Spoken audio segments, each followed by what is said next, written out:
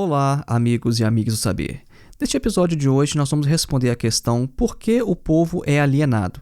Em primeiro lugar, nós devemos investigar o que significa alienado, porque nós usamos esse termo no sentido comum como significando ignorante.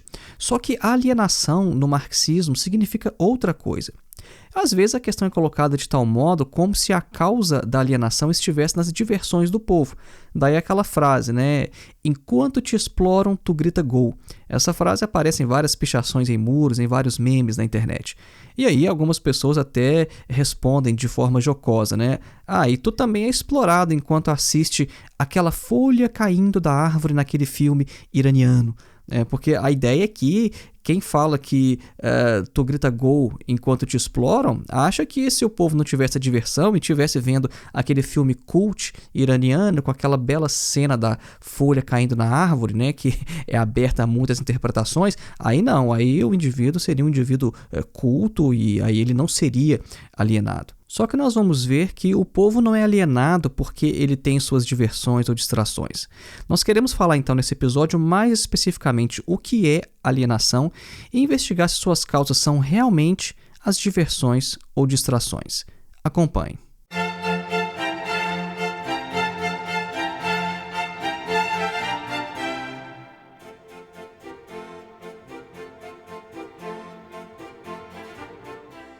E antes da gente iniciar, um breve recado, faça sua inscrição em nosso curso de Introdução à Filosofia, dos Pré-Socráticos a Sartre. O nosso curso tem mais de 14 horas de duração, é um curso sem data nem de início nem de término, ou seja, você pode fazer com total flexibilidade de tempo, porque o seu acesso também é vitalício. Uma vez adquirindo o curso, você tem o curso para sempre. E além do mais, você recebe certificado de conclusão ao final, caso você precise comprovar essas horas de estudo na faculdade ou em alguma disciplina. O objetivo do nosso curso é colocar você em contato direto com alguns dos principais textos da história da filosofia. A ideia é fazer com que você leia diretamente os filósofos e compreenda o que você está lendo.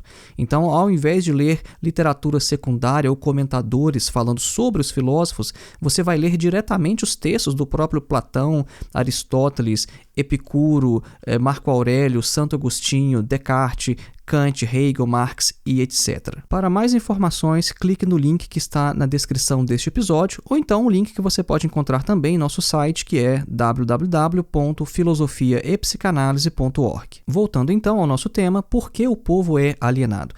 Em primeiro lugar, vamos investigar o que quer dizer alienação. A alienação, que vem do alemão Entfremdung, é um conceito importante no pensamento de Hegel, Feuerbach e Marx.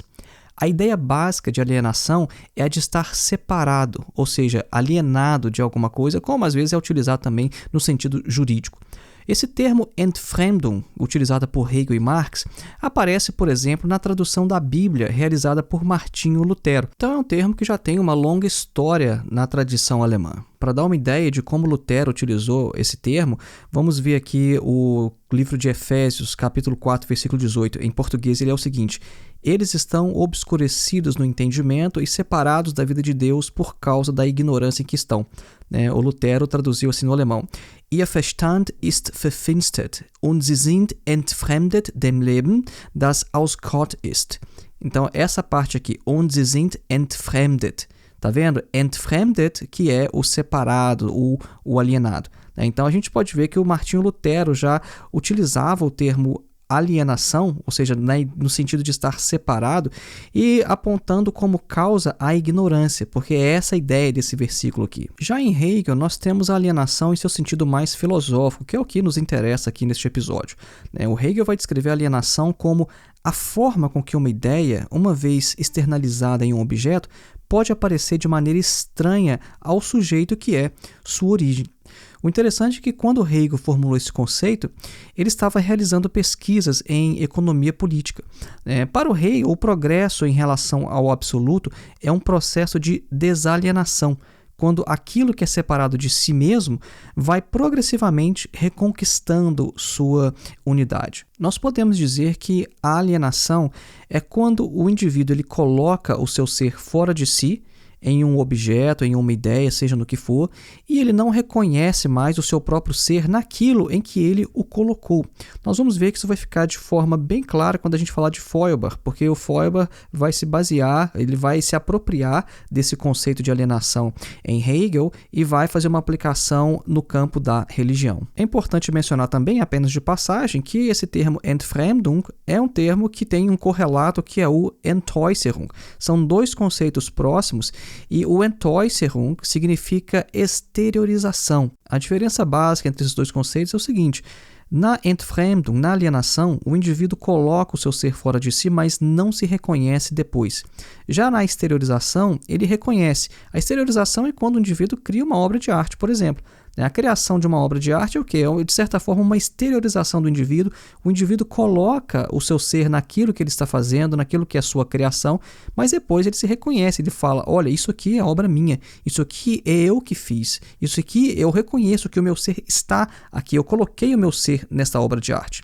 Na alienação, não. Na alienação, o indivíduo coloca o seu ser e depois ele não se reconhece mais. Aquela coisa em que ele colocou o seu ser é um objeto estranho a ele. Já o filósofo alemão Ludwig Feuerbach, que foi um hegeliano e que também é um filósofo extremamente importante para Karl Marx, ele vai utilizar o conceito de alienação em sua crítica à religião.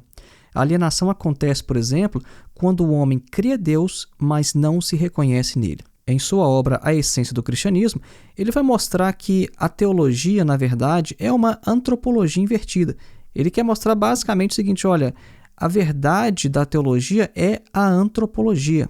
A teologia, ela é puramente antropologia. Tudo o que a teologia diz, todo o conteúdo da religião, de forma geral, diz respeito ao homem. Feuerbach vai dizer que o homem não sabe que o Deus em que acredita, o Deus que venera, o Deus ao qual ele realiza cultos, etc., na verdade é apenas uma exteriorização dele mesmo. Essa é uma ideia de um Deus como projeção, né? Isso já tem uma história longa por toda a história da filosofia ocidental. Então, Feuerbach é o filósofo que, de certo modo, levou essa tradição à sua forma mais sofisticada. Então, vejam só como Feuerbach ele se utiliza do conceito hegeliano de alienação e aplica isso na religião. Nós vimos que em Hegel a alienação é você colocar o seu ser fora de si e não se reconhecer mais nesse objeto no qual você colocou o seu ser. O Feuerbach vai mostrar exatamente isso no caso da religião. Ou seja, os homens criam seus deuses, eles projetam em seus deuses suas principais características humanas, mas de uma forma superlativa, ou seja, se nós somos capazes de amar, Deus é todo amor. Se nós temos inteligência e sabemos algumas coisas, Deus sabe tudo, ele é onisciente, e etc. Né? Então, o homem se coloca então nesse ser com propriedades superlativas e depois não mais se reconhece nele. E depois venera esse Deus como se fosse um Deus independente, como se fosse um Deus que tivesse uma existência autônoma. E agora nós chegamos então a Karl Marx. O Marx ele vai se basear nessas reflexões de Feuerbach sobre a religião para falar sobre a relação do trabalhador com o produto de seu trabalho. Ou seja, Karl Marx se insere nessa discussão, só que Marx vai buscar as causas da alienação nas condições materiais e não apenas em ideias históricas. Para Marx, a alienação é causada pela relação entre a divisão social do trabalho e a instituição da propriedade privada na sociedade capitalista. A instituição da propriedade privada aparece como, abre aspas para o Marx, produto, resultado e consequência inevitável do modo alienado de trabalho. Fecha aspas. Vejam só o Marx usando o termo alienação aqui, né? Ele fala do modo alienado de trabalho. Ao analisar o trabalho assalariado, o Marx parte do ponto de vista de que o trabalhador no modo de produção capitalista é transformado em mercadoria e o produto de sua atividade é tornado estranho a ele. Ou seja, o trabalhador, por exemplo, ele fabrica carros numa montadora de veículos. Aqueles carros, quando prontos, não pertencem mais aos trabalhadores que os fabricaram. Em sua obra Manuscritos Econômico-Filosóficos de 1844, o Marx vai fazer uma afirmação que vai deixar bem claro como ele usa esse termo alienação, como ele se insere nessa tradição filosófica do idealismo alemão. Ele vai dizer o seguinte, abre aspas, quanto mais o homem se desgasta em seu trabalho, mais poderoso se torna o mundo estranho material que ele cria, mais pobre se torna ele mesmo, seu mundo interior, menos ele pertence a si próprio. O mesmo acontece na religião. Fecha aspas. Vejam só como Marx utiliza aqui esse conceito de alienação da tradição filosófica alemã, do idealismo alemão, como ele está profundamente influenciado por Feuerbach, inclusive faz analogia com a religião no final dessa citação. A ideia básica desse trecho aqui é a seguinte: quanto mais o trabalhador ele trabalha, ele se desgasta em seu trabalho ali na fábrica, mais poderoso se torna aquele mundo estranho, ou seja, material que ele cria. O trabalhador ele empobrece porque ele se desgasta e aquele mundo estranho ele cresce porque a partir do seu desgaste ele vai criando mais e mais e mais mercadorias que não lhe pertencem. Marx considera que a alienação tem 4 aspectos. Primeiro, a alienação ela acontece em relação ao produto do trabalho. Um trabalho que, enquanto riqueza social, contribui apenas para o empobrecimento do próprio trabalhador. Esse é o primeiro ponto. O segundo, a alienação é uma alienação também do mundo natural. O mundo natural vai aparecer apenas como matéria-prima, o que gera um grande problema ecológico, como está em pauta no mundo hoje. A alienação acontece também, terceiro ponto, em relação às outras pessoas, ou seja, as relações humanas elas vão se dar através de relações entre coisas. É uma coisa que ele vai falar, por exemplo, lá no Capital, no final do primeiro capítulo, quando ele tratar sobre o caráter fetichista da mercadoria, por exemplo. E o quarto aspecto, a alienação ocorre em relação a si próprio. As funções animais do trabalhador se tornam o refúgio de sua humanidade, enquanto sua criatividade humana é bestializada no trabalho. Segundo Marx, no trabalho alienado, o trabalhador, abre aspas, não afirma, mas apenas contradiz sua essência, fecha aspas. Ou seja, ao invés de desenvolver suas energias físicas e mentais, o trabalhador só mortifica o seu corpo e arruína sua mente. Este é o caráter do trabalho alienado no capitalismo. A superação da alienação, da Entfremdung, então, para Marx, não vai acontecer na Aufhebung, como em Hegel, ou na suprassunção da objetividade do espírito na autoconsciência, né? Ou seja, uma coisa bem no conceito filosófico, a gente falou aqui numa linguagem bem hegeliana. Ou seja, a superação da alienação para Marx, ela vai acontecer na suprassunção da causa social da alienação, que é o modo de produção capitalista. Então vejam bem que isso aqui é importante. A causa da alienação ela tem raízes sociais. Neste episódio, nós estamos discutindo sobre o povo alienado. Nós estamos respondendo a questão por que o povo é alienado. Então, nós demos toda essa volta aí, desde Martinho Lutero, passando por Hegel, Feuerbach e Marx, para mostrar o que é o conceito de alienação. E agora nós vamos responder a questão por que o povo é alienado. Nós vimos então que alienação não quer dizer simplesmente ignorância. Essa pergunta, por que o povo alienado, geralmente quer saber, na verdade, o seguinte: por que o povo não tem consciência de sua situação social? A questão é que não existe conhecimento imediato de absolutamente nada neste mundo, e menos ainda da realidade social. Conhecimento imediato a gente quer dizer no sentido de sem mediações. A questão é que não basta estar absorto em determinada realidade social para conhecê-la.